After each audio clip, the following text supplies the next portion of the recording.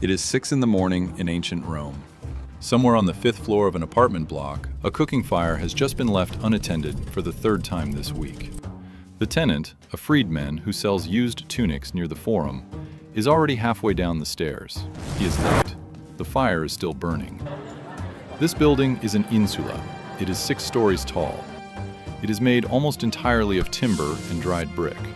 It has no running water above the 2nd floor. It has no chimneys. It will not survive the century. And yet, at this moment, nearly 400 people are waking up inside it. We call Rome the Eternal City. We picture marble columns, white temples, the Colosseum standing proud against a blue sky. But the Rome that 1 million people actually lived in had none of those things. It was narrow, it was dark, it was flammable. And it was the most ambitious housing experiment the ancient world ever attempted. This is what that Rome really looked like. The ground floor is the only part of this building that feels permanent. A bakery occupies the corner unit. The oven has been burning since 2 in the morning. The smell of fresh bread drifts into the street and mixes with the other smells.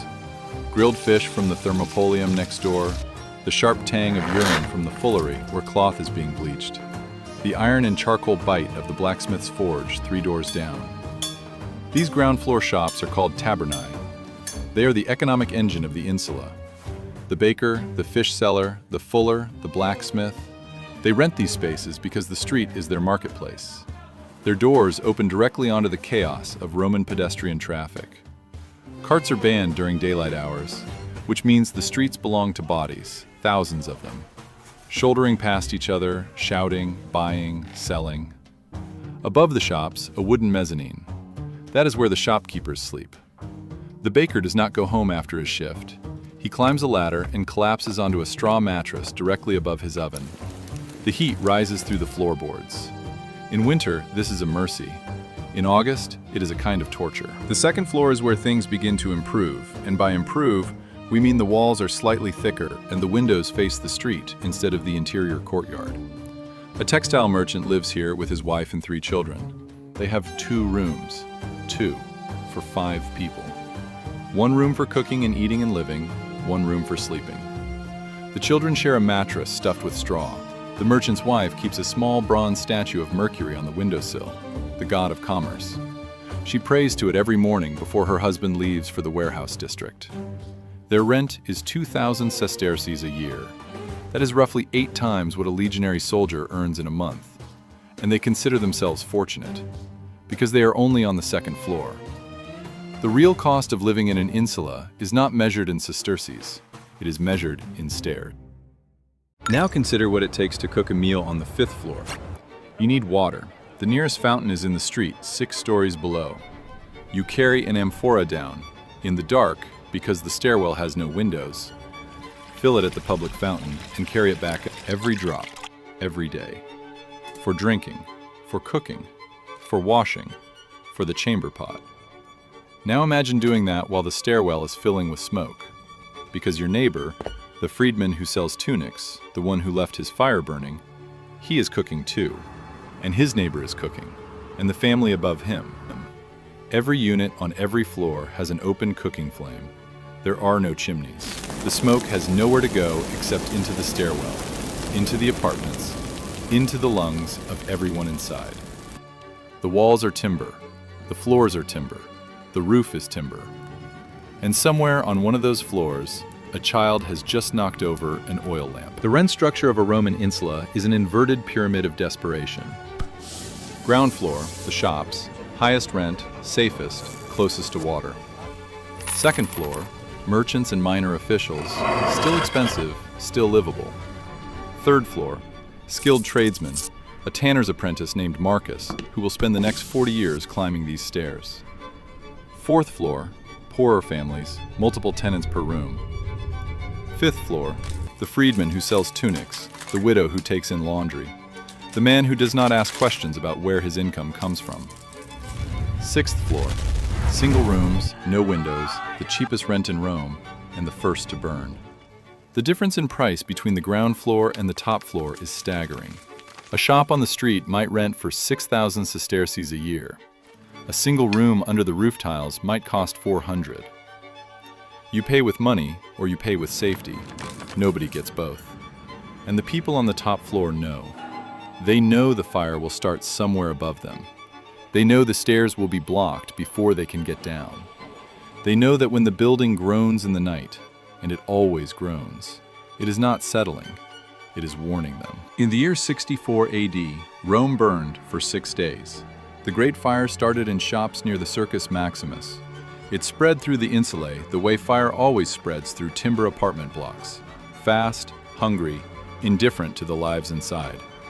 By the time it was over, 3 of Rome's 14 districts had been reduced to ash. 7 more were severely damaged. Only 4 escaped untouched. Nero, whatever else history says about him, understood what had just happened. His new building codes were the most ambitious urban reform in Roman history. Buildings could no longer share walls.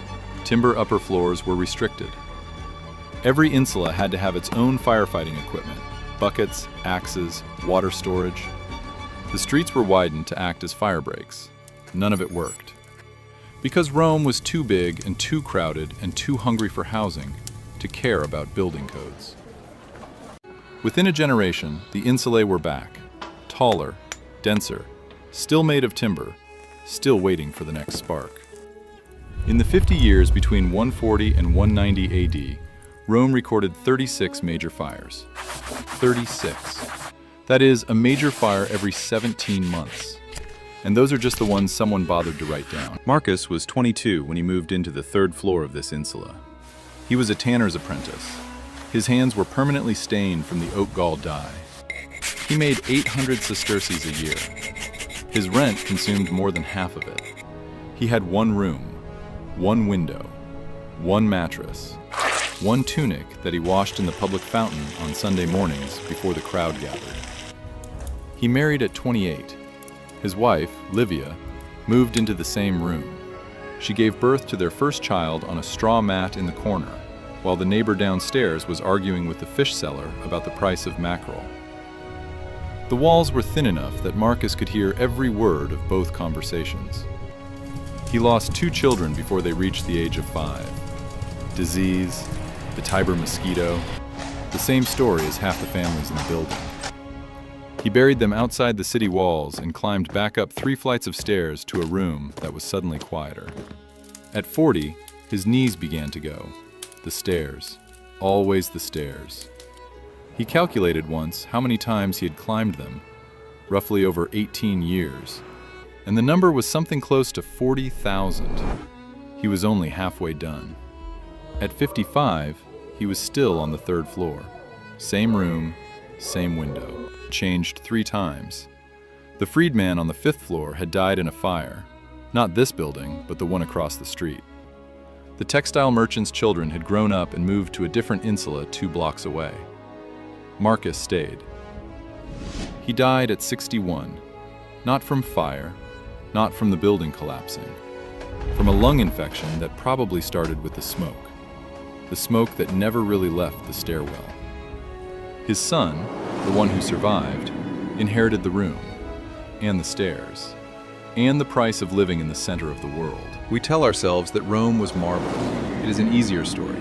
The arches, the aqueducts, the Colosseum lit by torchlight. It is beautiful, and it is clean, and it makes sense to us across 2,000 years of distance. But the Rome that actually existed, the Rome of 1 million people packed into 6-story timber boxes, was not beautiful. It was not clean. It was loud, and it was dangerous, and it smelled like bread and fish and urine and smoke, and the particular sharp tang of human beings living closer together than any civilization had ever attempted before. The monuments Rome left behind are marble and silence. The city that actually ran was timber and noise.